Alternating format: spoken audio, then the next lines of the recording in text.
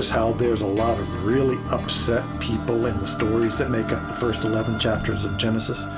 Actually, it's not just the stories. In at least one of the genealogies, which aren't stories at all, just, a lot of begats, but in the midst of the begats, you get at least one really ticked off guy.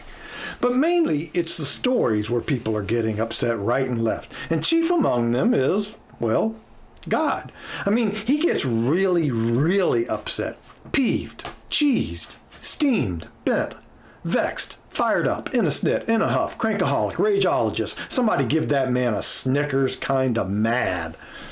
But it's not just God. Oh no, there's plenty of people getting torqued in those first 11 chapters. It starts off all nice and peaceful. The heavens and earth were just a blob of disorganized, chaotic mess. And then God started organizing everything, separating waters above and below the earth, creating saltwater oceans and freshwater rivers, streams, and lakes. The land appears, and then God starts filling things up. He fills the skies with flying things, the sea with swimming things, and the land with walking things. And because all the flying, swimming, walking things need to eat, he creates plant things that you can eat and plant things you can't eat, but you can eat their seeds and fruit, and everything has all that they need, and nobody has too little because nobody has too much, and everything is cool. And best of all, nothing has to die in order that something else can live.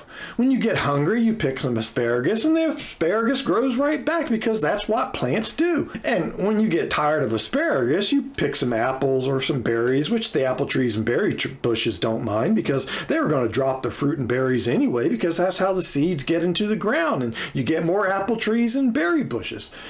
And when the flying things eat the berries and the walking things eat the apples, well, that's actually good, because an apple that just falls under the apple tree doesn't really do any good because there's already an apple tree there. What you need are apple trees somewhere else. So when a walking thing eats the apples and then, walks somewhere else, the seeds fall to the ground somewhere else because, and now the apple seeds have built-in fertilizer because, and everything works together. It's good. I mean, it's really good. And because God knows physics, because he created physics, and God knows all about entropy, that things tend to go from neat and organized to messy and disorganized, God created these walkie-talkie things with opposable thumbs to maintain the earth in its neat and organized state and not let it get messy and disorganized. And now it's really good. And God said to everything, to all the flying things and the swimming things and the walking things and the non-walking plant things, God said, go, bear fruit, multiply, multiply. Don't divide because division divides and that's not good. So multiply. And they do. So God rests. Whew. You realize, right, that though you can find some basic biology here, fruit trees bear fruit which animals eat and then spread producing more fruit trees, these are biological observations, not biological statements or assertions. The assertions here are theological and sociological. They have to do with God's relationship with creation and our relationships with each other, with God's creation, and with God. Trying to force this chapter to do what it wasn't intended to do will cause you to do all kinds of unfortunate stuff, like denying basic science, as well as missing all the stuff that God is actually trying to teach you. And that's actually true of the entire Bible. Next up is another creation story, which isn't actually another creation story. It's a love story whose setting is at creation. Just like every Hallmark movie is a love story whose setting is some small New England town where everybody is super nice and loves Christmas. The story isn't about the small New England town. It's about a man finding his true love. And in the same way, the second creation story isn't about creation. It's about a man finding the person who completes him. Although there's something very wrong about comparing the story of Adam and Eve to a Hallmark movie. So wrong. So far, so good. Everybody is happy, no one is upset, everybody knows where they fit and is happy to fit there. Until they aren't. Oh, the flying things are content to be flying things, and the swimming things are content to be swimming things, and most of the walking things are content to be walking things. Except for the walking things that are also talking things. There's only one walking thing that's also a talking thing, and that's a pretty special skill. I mean, it would be cool to be able to fly without sitting in a cramped seat or to be able to breathe underwater, but not as cool as talking. Talking has allowed us to do some pretty cool stuff. Some people are really good at talking, and some people seem determined to make up in quantity what they lack in quality. And for most people, talking in front of lots of other people is scarier than clowns.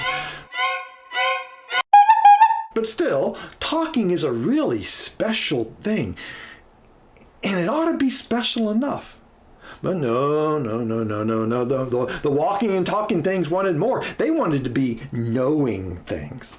The one thing they weren't allowed to do, which was to be knowers of good and evil, or to be more exact, discerners of what is good and what is evil. Well, that wasn't for them. That wasn't how they fit in. That was how God fit in.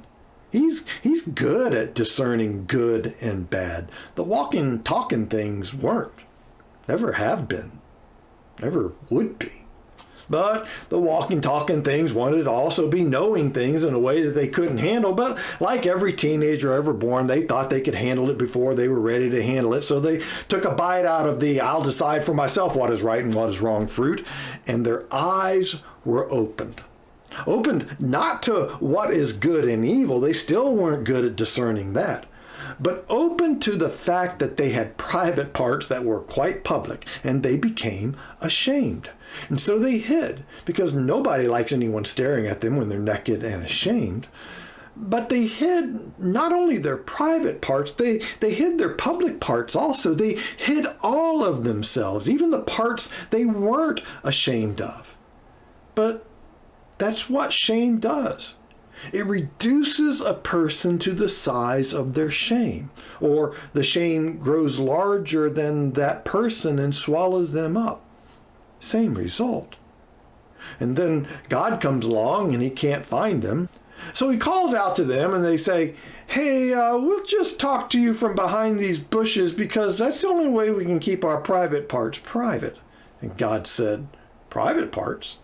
I didn't make you with private parts. There are no private parts. There are no parts of you that need to be hidden."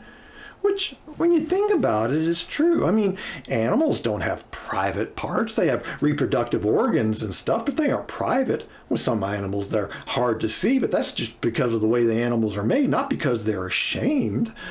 And yeah, you may say, well, sure, but we aren't animals. Well, most of us anyway. But that's what separates us from the rest of the animal kingdom. We wear clothes to cover our private parts. Really? I thought what separated us from the rest of the animal kingdom was intelligence and speech and writing, not shame. But maybe that is a uniquely human trait. But no.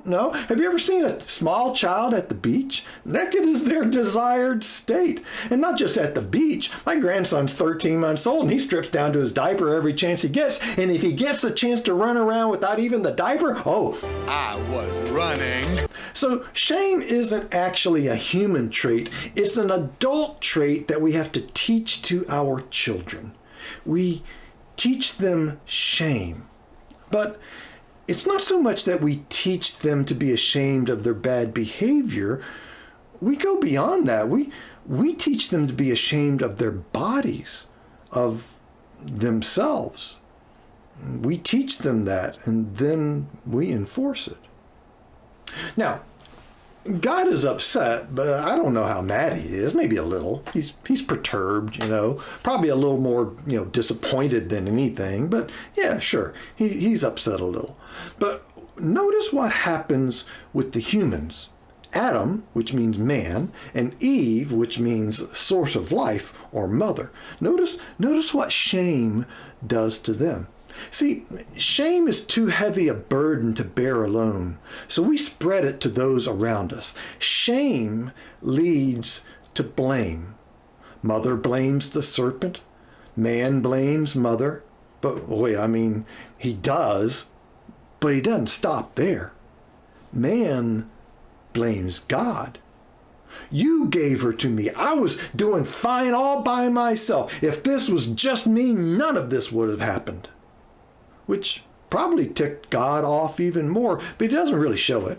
He punishes them, which in reality just explains reality, that farming is hard work and childbirth is difficult and snakes are creepy. I mean, literally, they got no legs, so they have to creep everywhere. And then God makes them leave the garden because the tree of life is there, and if they eat from it, they lock in their current shame and blame state. And while dying ain't no fun, living forever in shame and blame isn't living, not the way God intended it to be. It's just a state of misery that never ends. After that, the source of life becomes a mother, twice, 2 boys. 2 boys who grow up to be so different that you wouldn't even know that they were brothers. Except there's no one else around, so... Anyway, one's a farmer and one's a herder, and those 2 groups have always had their problems with each other. And so it comes time to offer a sacrifice to God, and so each brings an offering of their labor. Cain brings some grain, and Abel brings some lamb. And God has regard for Abel's offering, but not Cain's. Now, I don't know why. Remember, these stories weren't written at the time of the events, but were written hundreds of years later when grain offerings and lamb offerings were a thing. So it's probably all wrapped up in that. But I mean, grain offerings were allowed. But in this story, God doesn't want cereal. He wants mutton. It's really not an important fact. What's important is what happens next. Cain gets mad. I mean, really, really mad. And God is like, okay, I get it. You're mad. That happens. Anger happens to all of us, me included. But it's what you do with your anger that matters. Sin is crouching at the door, waiting to pounce on you. Now, by sin, God isn't referring to an action that falls short of absolute perfection. That's a terrible definition of sin. Like God is some perfectionist tyrant. My kid brings home an A+ on a test with a score of 99 out of 100. I'm putting that paper on the refrigerator. I'm not banishing him to his room for missing 1 point. Guy hits 350 over a 12-year career in the major leagues. He's going to the Hall of Fame, not the Hall of Shame, because he made an out 2 out of 3 times. By sin, God means what happens next. Cain kills Abel. He kills him.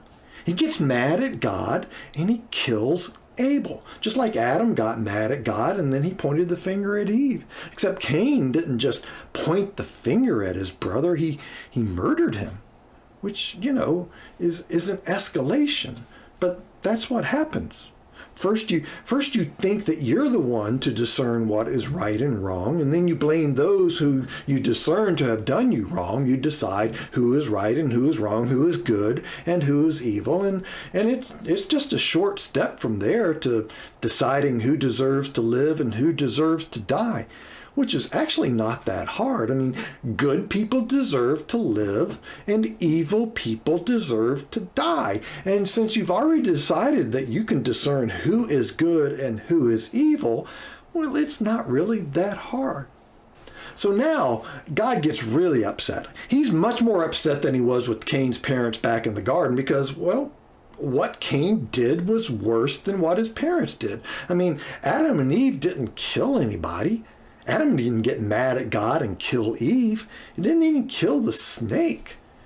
Cain killed. He killed his brother. He took another human life.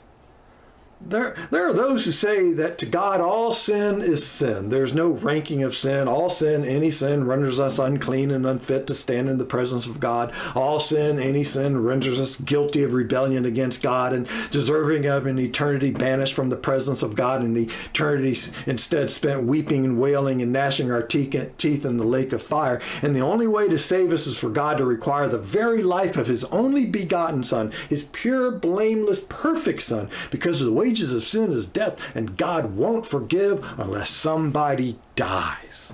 I mean, that may make sense if you believe in the kind of God who grounds his kid for making an A instead of an A+, but I don't believe in that kind of God. And furthermore, the Bible doesn't teach that kind of God to us. And even furthermore, Jesus doesn't reveal that God is that kind of God. Not the Jesus that ate with sinners and prostitutes and tax collectors. And by the way, did so without demanding that they first repent of said sinning and prostituting and tax collecting. The forgiving led to the repenting, not the other way around. But of course, murder is worse than other sins. Every legal system recognizes that, including the Bible, which put it in the top 10, along with idolatry and stealing and coveting your neighbor's donkey. You know, I will say I have never once coveted my neighbor's donkey, so I got that. Murder is an escalation of the sin that we've seen thus far. And that is a major point of emphasis in the first 11 chapters of Genesis, that sin escalates, just like anger escalates. In fact, you can plot the twin tracks of anger and sin. They aren't the same thing, but they run on parallel tracks. As anger escalates, so does sin, or at least the potential for sin. Like God says to Cain, whenever there is anger, sin crouches, ready to spring, which when you think about it is a terribly apt picture of anger. It coils like a tightly wound spring inside of us. And the angrier we get, the more tightly it gets wound up. And if we don't master it, if we don't get a hold of it, it gets tighter and tighter. We stew and it gets tighter. We steam and it gets tighter. We go over our injuries in our minds over and over. We hit play and rewind, play, rewind, play, rewind. We don't fast forward. We don't press pause. We certainly don't hit stop. No, if anything, we watch it back in slow motion so we don't miss any detail of the injustices done to us. And that spring gets wound tighter and tighter and tighter. And we start to imagine our tormentors getting their comeuppance. We'll even bring God into it, demanding that he give them what they deserve if he really is a just God like he claims to be. And the spring gets wound tighter. And if God is slow to act, or he doesn't act as fast or as thoroughly as we think that we ought to, we imagine ourselves doing what God won't do. We see ourselves getting our vengeance, causing our tormentors to lose face, lose respect, lose their promotion, lose their job, lose their friends, or even worse. And we rehearse these scenarios in our minds also, just like the other ones. Hit and play, rewind, and the spring coils tighter. The thing about a spring is that it wants to uncoil. It needs to uncoil. It has to uncoil. The natural state of a spring is to be sprung, to release its tension. As long as it's in tension, it's going to push back. And the tighter it's wound, the harder it pushes back. And you may be strong enough to hold it, but even steel fatigues. And given enough time, steel will fail. And the spring will uncoil rapidly, violently even, because that's what springs do. And that's what tension does, all that potential energy becoming kinetic. And you want to know what makes Cain's spring get wound so tight? It's that he feels his anger is justified. He's been wrong. So he brought an offering from the produce of his field. What's he supposed to do? He's a farmer. Farmers grow things and eat the things they grow. Of course he's going to bring an offering of produce. He's not a herder. He doesn't have sheep. A farmer has no use for sheep. Sheep don't do anything. You can't hook a sheep to a plow and plow a field. You don't tie a sheep to a grinding stone and grind meal. A farmer might have a donkey, maybe an ox or two, but not an extra one lying around to be sacrificed. If he sacrifices his donkey or his ox, he can't plant, he can't harvest, he can't grind, he can't eat, and neither can his family. So he brings a grain offering because that's all he's got. And maybe he's right that he's done nothing wrong, nothing that justifies his offering being rejected. Or maybe it was something else that caused God to have no regard for his offering, but it really doesn't matter. In Cain's mind, his anger is completely justified, because when we get mad, we always feel our anger is justified. "I'm angry and completely unjustified in my anger," said no one ever. That's the nature of escalating anger. It escalates because it's justified anger. It doesn't matter if it is or not. Sometimes it is, sometimes it isn't, but it always feels like it's justified. And the most dangerous anger is righteous anger, because it can justify a lot of things that aren't righteous in the name of righteousness. Cain's spring sprung. Abel died. Cain killed him, and God got mad, madder than he's ever been before, because something like this had never happened before. God had made a world in which nothing had to die in order for something else to live, and Cain ignored God's warning and decided that he couldn't live unless Abel died. So, yeah, God got mad. I mean, really mad. See, there's a third track that runs parallel to the human anger and human sin tracks, and that's the track of God's anger. As human sin escalated, so did God's anger. As the sin got worse, God got angrier. Plot them out, and they moved together, one rising in concert with the other. Is God's anger justified? Well, of course it is. There are some things that he needs to be angry about, and a man killing his brother is one of them. So God is completely justified in his anger. His anger is righteous. And the question is, what will God do with his anger? How will he manage it? The rest of Genesis 1 through 11 will show us, but I apparently have more message than minutes, so I'm going to have to pick this back up next week. We'll look at the flood narrative and Noah's Ark, and then the Tower of Babel, and maybe, one of the genealogies in between.